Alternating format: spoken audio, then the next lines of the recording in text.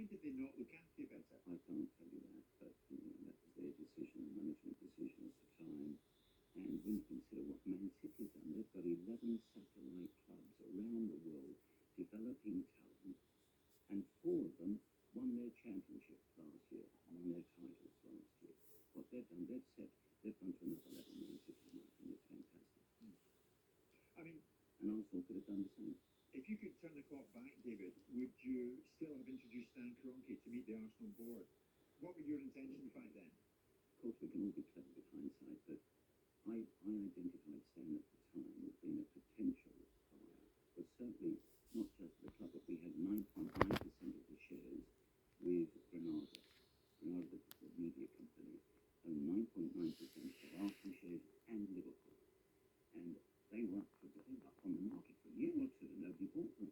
And I thought I'd rather them to go into safe hands, and particularly from Musk, a financially muscular party, who perhaps one day could help us. I could see the leader from Rosona and Abramovich, and he actually turned the dial. It was a different game in Europe, the way he was spending money.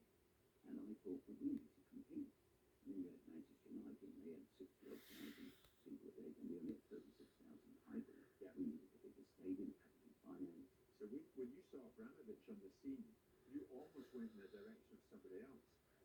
Cardinal